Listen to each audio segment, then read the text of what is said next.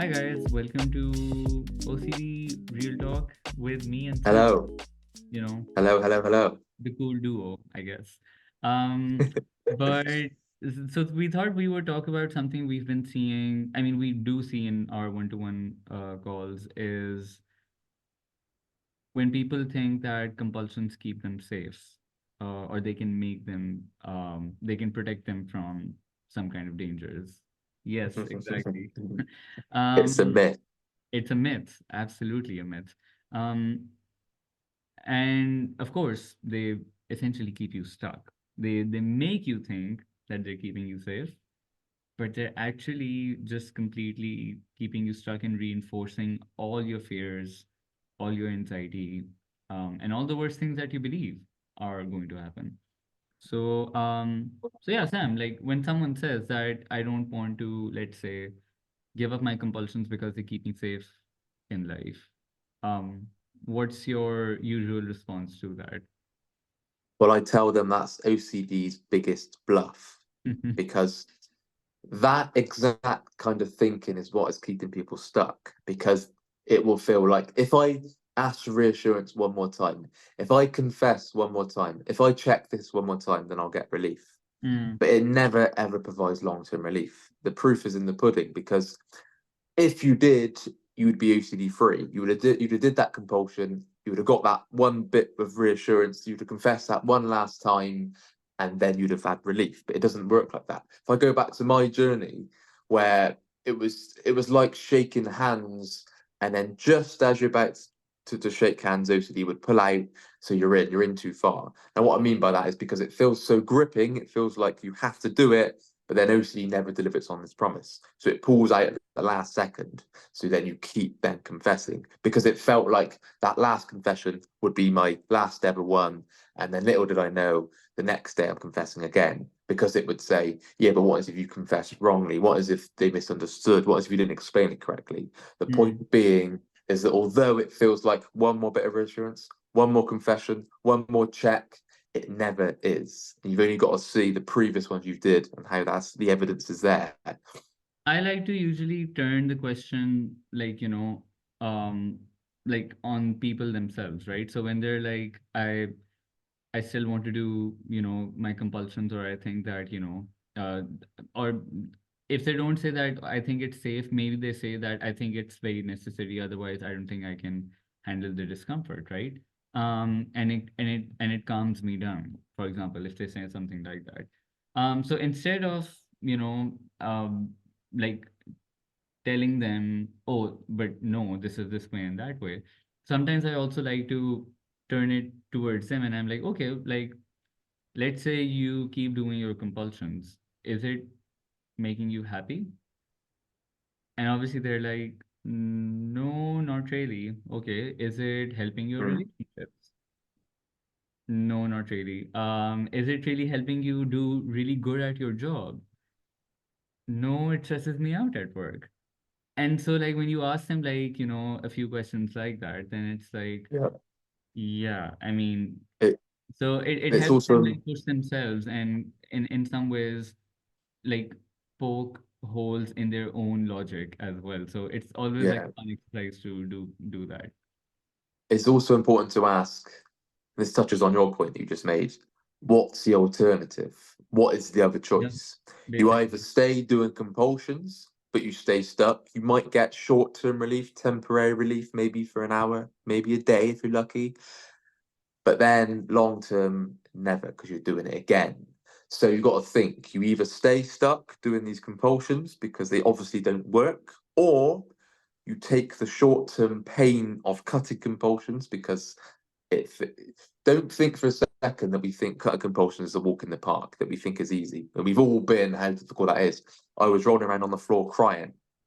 I was couldn't focus on anything when I was cutting confession, when I was cutting reassurance, when I was cutting Googling. I felt horrendous. There was no lie about that. I felt really, really bad. But I had to think of the long term goal. I had to focus on changing my behaviors, cutting my compulsive behaviors, and changing beliefs. And this is why I say don't focus on how you feel today, because when you cut compulsions, you're not going to feel good. The reality, if anyone's saying you're going to feel okay, they're lying to you because you're not going to feel good. It's like an alcoholic coming off alcohol. You are not going to feel good, Right. and the urge is going to feel even more intense And you have to give because, that disclaimer to people as well, because yeah, I mean, you have to be like, I'm not going to sugarcoat this. This might suck. When you step back from yeah, your compulsion, it will suck for a yeah, while. But the more you do it, the easier it gets. And it's also important to remember that I think one thing that you just mentioned, which in at least in my case was quite significant, was that, like a compulsion, like for example, Googling, right? Or mm, asking your partner for reassurance. Now, as I mean, obviously the anxiety and everything from all of that is very debilitating, but in terms of doing the compulsion itself, it doesn't require that much time and energy to ask your loved one that, hey, do you think I'm a good person? Or do you think that I did something bad? Right? Because you just have to say those words. Like in my case, I felt like I mean, a lot of the compulsions were just as, were like that. But then there were some compulsions which required physically going out of my way massively to, let's say, lock myself up in the bathroom for a good 30, 40 minutes to make sure I did my cleaning compulsions, right? Um, and in that moment, I physically also could not touch anything else. So it had to, like, that entire ritual had to be done in one go, right? mm, Um, so, but interestingly enough, cutting back on my hand washing at times felt easier compared to something like asking for my friends or someone for reassurance. Because, like, because I can ask that just sitting in a room. I can do that while tapping a few fingers on my phone, right? I don't yeah, have to, like, I don't have to spend a ton of money or something like that, or I don't have to carve out time to do that. So this is also another important thing to remember when you're cutting compulsions, that some of the smaller ones will feel like, oh, I can do this later, but they will be some of the more stickier ones, perhaps at times. And some of the more bigger ones that feel really big can also at times be the easier ones to cut down. It's not a yeah, strict rule, mm, but it's just an interesting thing to sometimes notice. And I always but like sometimes give an example to people that if you compare two compulsions, if one was lifting 10 bricks versus Googling on your phone, maybe giving up the lifting 10 bricks, even though that's like technically like a bigger compulsion, that's easier to give up than the Googling. yeah, yeah, because people often ask me, why does it feel so intense when I give up Mm. compulsions? Because you're so used to doing compulsions, hence the analogy we use, like an addiction, like a drug addiction. Our drug is reassurance, our drug is compulsions.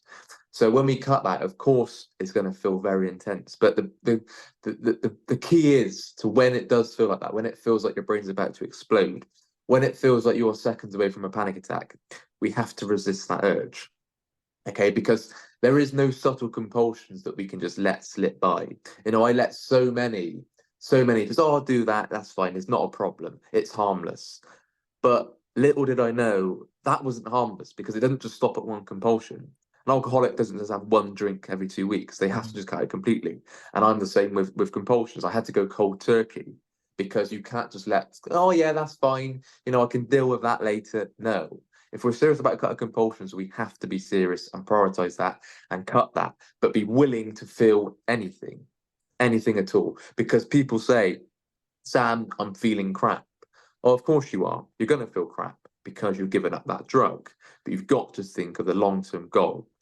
And also, I think another important thing to remember is that, like something commonly people say is that, oh, I was having, I was doing quite well, and I didn't do that compulsion for a week or something like that, but then there was this trigger that happened. I saw an image or someone said something, and then I ended up doing some compulsions. So in that moment, like, it's so important to highlight for people that the actual challenge at times is not staying away from your compulsions on your good days, because it's easier to stay away Mm. from compulsions Yes. on your good days. Yes. The Yeah. real challenge is staying away from them on your bad days. So Yeah. when When you're feeling quite anxious, are you able to step away from that yeah. urge to be like, I need this right now? That is the real testing point, and that is when things will start changing. When your back's Yeah, against the wall, when you feel like there is no other option than to do the compulsion, that is the testing time. I It's think. easy when you're coasting, it's easy when you're doing okay to not do compulsions. It's because, oh, yeah, that's fine, I'm doing all right. But then when you are triggered, when you're going from one trigger to the other, when you want to do anything for a bit of relief, that is the time you do not do the Yeah, compulsion. I had to learn that's that the like hard way. I would say that's like the bigger measure of success. Uh, 100%, for keeping away from 100%. compulsion. Because in that sense, compulsions are like in our minds, it's like this backdoor escape plan that when, things get tough, I can use this to get the hell out of here, kind of thing. Yeah, Um, it was Giving just up like the your crumb of escape plan. comfort. Yeah. And giving up escape plans and safety nets. Um, Take away Yeah, that we option don't that need an you had the escape last one. plan. 100. Life does not come with escape plans. Yeah. Yeah. So, Imagine a real event. Imagine a real event, and you're in a very harsh circumstances, very difficult conditions. There is no escape plan. There is no safety exit. Okay, we have to do it like that because when times get tough, it's important not to give in and do that compulsion. mm, But so many people still do. I do. The main thing, don't beat yourself up if you do, but you've got to be serious about not doing that. Okay, you're human. You're going to slip up. You just got to get back on your bike and keep on going. yeah.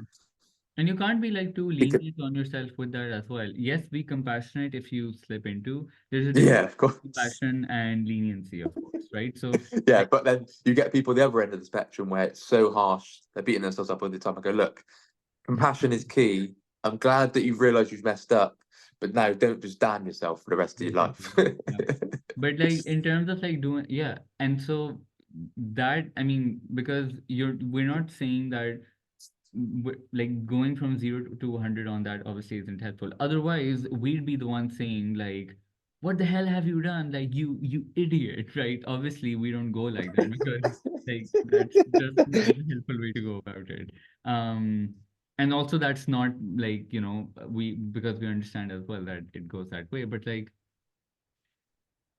Yeah, on a this is day to day, why. So, it like just the well, leniency is what I think perpetuates our compulsive cycles. yeah, Because it's we're a very balance, easy isn't on it? ourselves. Yeah, yeah, we're very easy It's a on ourselves balance and because like, you, no, like, but I really need this right now, so I'm just going to do this. Like, yeah, imagine people coming on calls with us and they're like, they're asking for reassurance or something like that, and we're like, okay, just this once, we can just give you reassurance, but like, yeah, you know, no.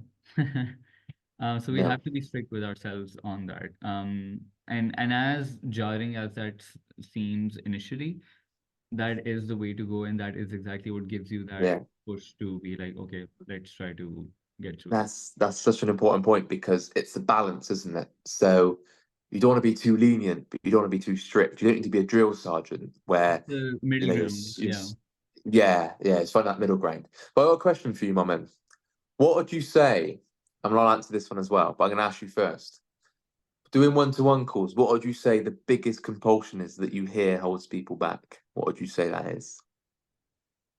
Honestly, I think your usual suspects, um, reassurance, confessing, venting, Googling, literally. I think that Yeah, there is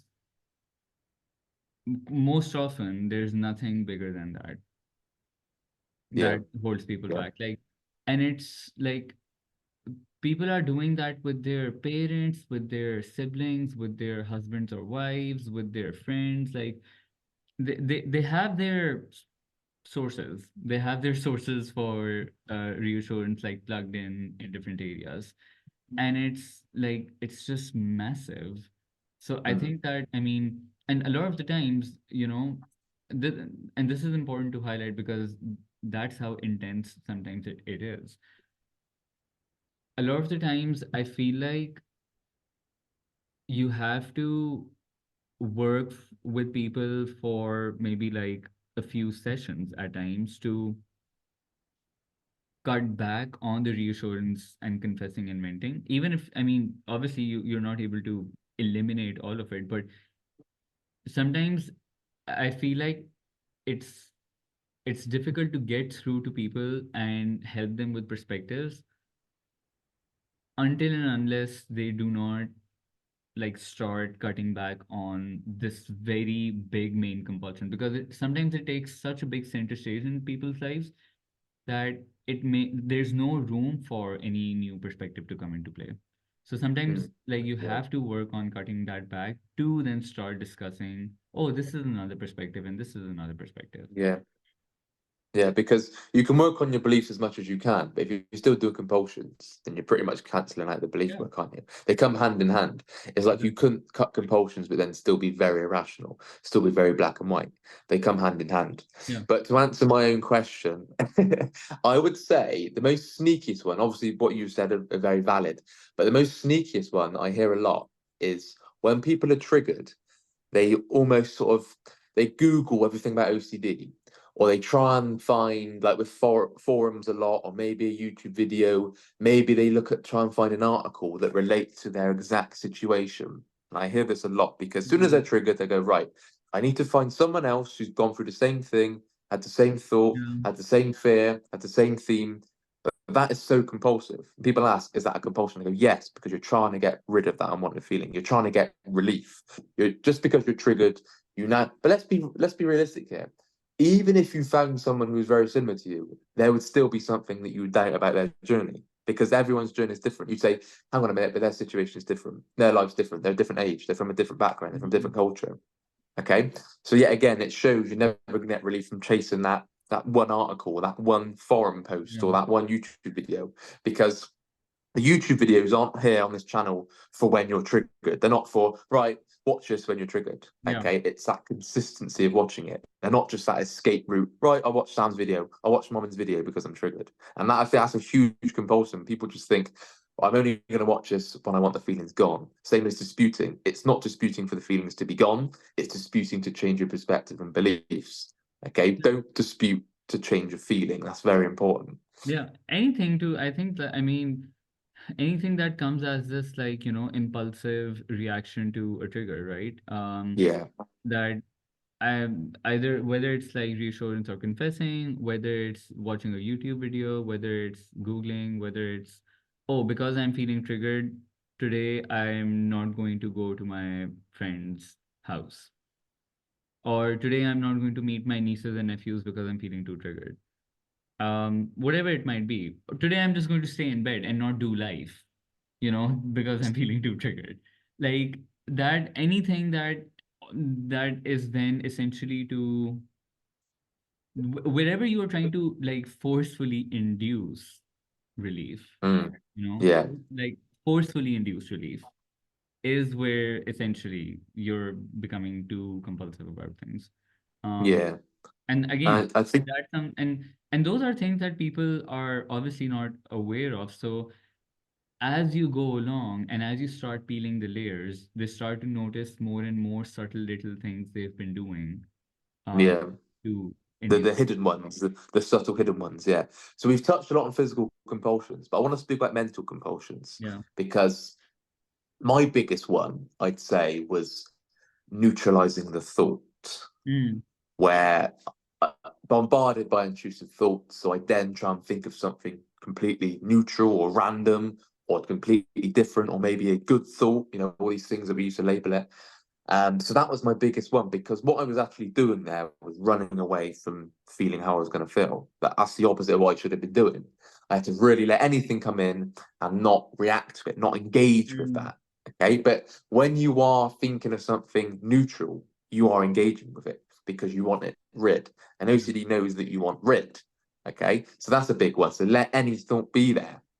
Yeah. Same. I think that was probably like my um there were a few, but like neutralizing my thoughts, constantly trying to mentally distract myself with, like you said, Yeah. good things or Yeah. neutral things. Um And then the second one I think was, and this was essentially 24/7, was internally constantly scanning myself for any presence of negative emotions or thoughts. Is there a negative emotion lingering somewhere? Is there anger? Is there frustration? Is there sadness? Is there this? Is there that? Like, it was just so constant. And I mean, I was having this one-to-one earlier, and this is exactly what I was describing. It would sometimes be like I would go into my workplace thinking that, okay, how am I feeling today? Am I feeling motivated or tired? Do I want to work? Do I not want to work? Okay. Then when I'm at work, all right, what's the vibe with everybody today? Like, am I feeling comfortable with them? Is there Mm. more of a chirpy vibe? Is everyone more into into work Yeah, vibe? Then it's like, okay, where do I sit? What feels more of a comfortable thing? All right, this person said this. Is this overwhelming me? Is this triggering me? Does this make me happy? Is this bringing up something from the past for me? And oh my God, it was just like every single instance of my life was being measured against like anxiety. And I was looking at how anxious am I feeling, how sad or how frustrated or angry or whatever I'm feeling. It was yeah, absolutely relentless. And probably like these two mental compulsions were probably the last ones to go for me. yeah. Like the last Be- pieces of my entire OCD, I would say. The last two pieces to go. yeah. It's because physical compulsions you can literally just cut like that, right? Because let's say your cleaning compulsions, for example, Yeah. although that's going to be tough, you can physically cut that. Whereas mental, especially for checking for feelings, which is what I did as well, you just touched on it then, but I did that a lot because I was so desperate to feel a certain way. Like, for example, if I had something big, something important coming up, I didn't want to feel bad. I didn't want to feel Mm, anxious. I didn't want to feel guilty. So I was then checking how I was feeling. But we have to just get used to feel whatever. We are going to feel mm, whatever. If you're trying to get rid of a feeling, then that's going to stick. And this is why I say a lot in calls that we need to surrender, just lose control, drop the resistance. Because mm. as soon as you try and sort of cling on to a feeling or want to feel a certain way, OCD has got you exactly where it wants you. If Because you're, you're you're trying to escape, you're trying to chase. yeah, if you're operating from a principle of that I'm having a negative thought or feeling and I need to solve it and I need to fix it, then you're setting, again, you're perpetuating that fire. Yeah, And it's going to be an endless loop then.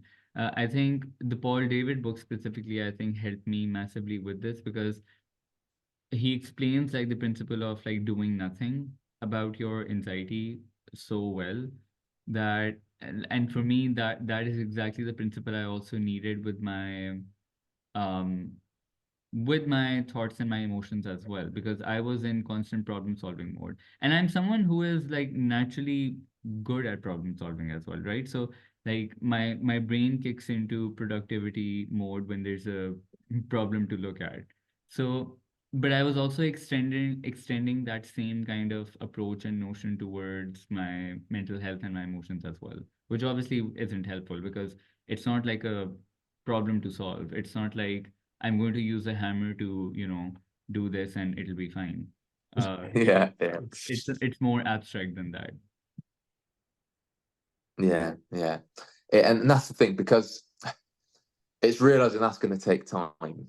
Like you can't just feel a certain way. You Yeah. can't just feel differently overnight. You can try and work on beliefs, but remember, like the amount of times I explain this to people that I would dispute, but I'd still feel the same way for like 3 months, 6 months, 9 months. Now Mm. that scares people. It does scare people, but it's a reality Yeah, yeah. because when you're changing beliefs, your that feeling of anxiety, that feeling of guilt doesn't just go when you put the pen down.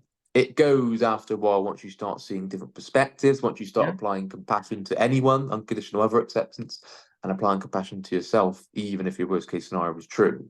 So I think is realizing that yes, of course, the goal is to get the feeling down, but if we just focus on that feeling, it won't go. That's the difference. But a lot of that, like, yeah, so the focus is to bring the feeling down and the focus is to change your perspectives, but that doesn't come with forcing it. A Exactly, lot of these exactly. It's things like forcing come with, acceptance. You can't force acceptance; it just like, doesn't work. a lot of these things come as part of like they come retrospectively quite most of the time. Yeah. Like there were times when I would have had, let's say, a discussion with Rob, or I would have read something in the books, right? And in that moment, it wouldn't have sunk in as much. It would have, maybe I would be like, okay, sure, logically makes sense, but it's not changing anything in me. And then maybe 2, 3 months down the line, I'd be like, okay, that thing that we spoke about or I read, I feel like now it makes sense. And now it, like, retrospectively, I feel like, oh, it's now I think that it applies to Yeah. me in this moment. Mm. So Yeah. we're disputing as well. People are like, oh, like I have finished my disputing exercise, but I'm not thinking any differently. Yeah, of Yeah. course. Like you're not going to like be like, oh, I read something different. Ooh, now I think differently. No, like Yeah. it's a more drawn out process than, Yeah. which again, like you Because said, I, people get impatient with that and they don't want to hear that.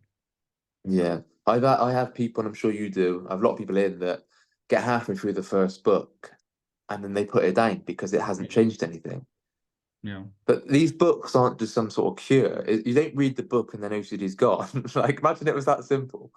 But it people see the books as like this chore, and it's right. I get it read. I don't want to read it, but I'll get it read, and at least I'll feel better. No, you've got to actually want to feel better. You've got to apply what you're learning. It isn't just Yeah. reading a book and then it's all gone. It's not just a magic book that it's not a medication. Is it? It's not like a tablet that you take. It's applying With what you get, extracting what you take, and applying it to your own situation, your own fears. Yeah, especially with new people that come in, and when I ask them to start reading the book, this is what I always say. I mean, it doesn't matter whether they're coming in with like harm OCD or OCD, whatever theme it is.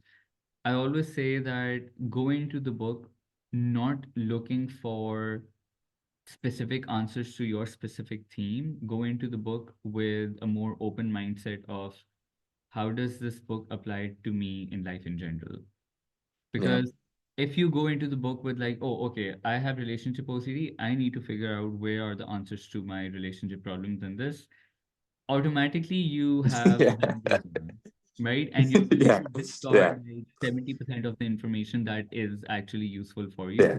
You're going That's to so discard true. them because it's like, oh, this doesn't apply to me. So when you go in with a more open, and this, because literally this is how I approached the reading as well. I went into it thinking, okay, how can I apply this to myself in life?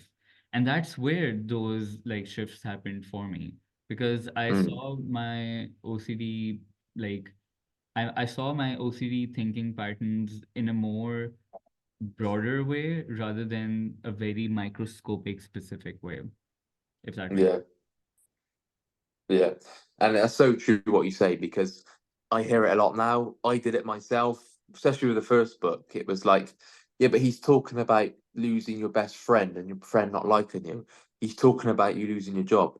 Why isn't he talking about my specific theme? sense. Imagine a book. Imagine a book. Imagine he wrote a book about everyone's specific theme. The book would never end. Think how many Exactly. fears and themes we hear every day. How many thoughts we hear. Yeah. The book, he'd still be writing the book now. if you if you had to break down every theme, Yeah. There every would be fear. So endless it's sequels to it.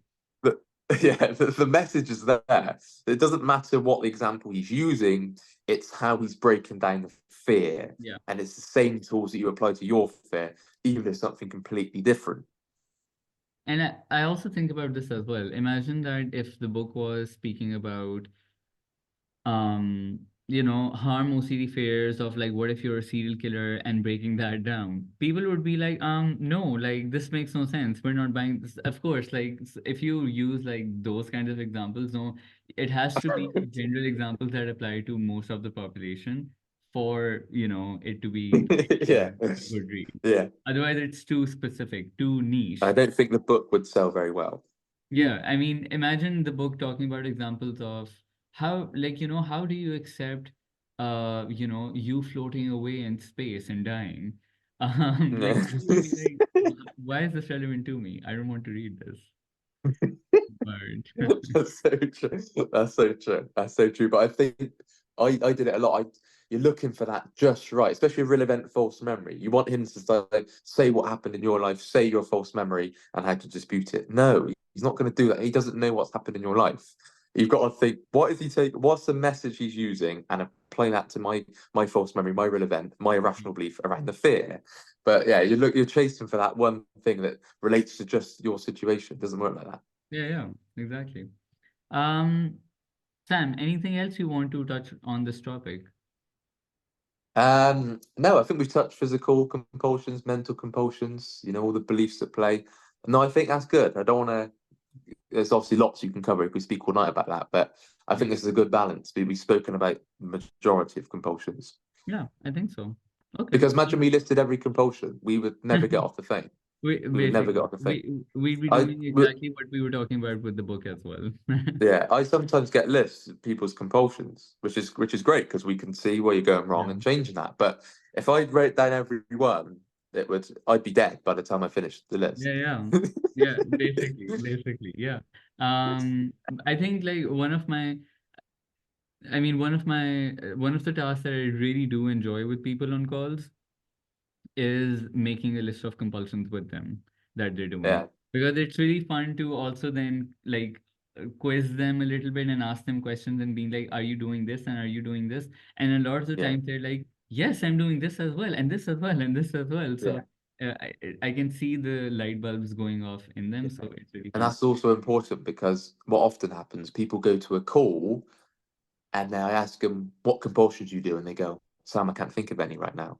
That's obviously because you're not doing any right now. But you obviously did last Monday or yesterday or the day before, Yeah, but it's yeah, now yeah, just gone because it felt automatic. But this is why, not compulsively making a note, but just so we can speak about in the call, yeah. list me your compulsions and we'll break through them, break them down and see where you're going wrong. But the thing with compulsions, you know mine and Mum's answer every time. It would be, yeah, don't do them. Obviously, we're going to go more detail of why you're doing them, but Yeah, we're not going to say, yeah, that one's fine. Yeah, keep doing that one. We're not going to yeah, say yeah, that, are we? But yeah. it is important to identify what the compulsions are so we can stop them. Of course, yeah.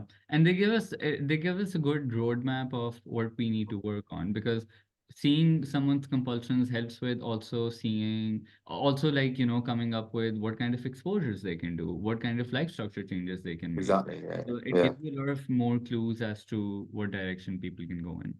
Yeah. Yeah. 100%. No, I think we've covered a lot there. I think so, yeah. All right. So Sam, I'll thanks let you for sleep being now, here. considering it's 10 past 2 your time. Yeah, it's 2:12 a.m. So I'm definitely going to bed right after this. I Um, don't blame you. yeah, yeah.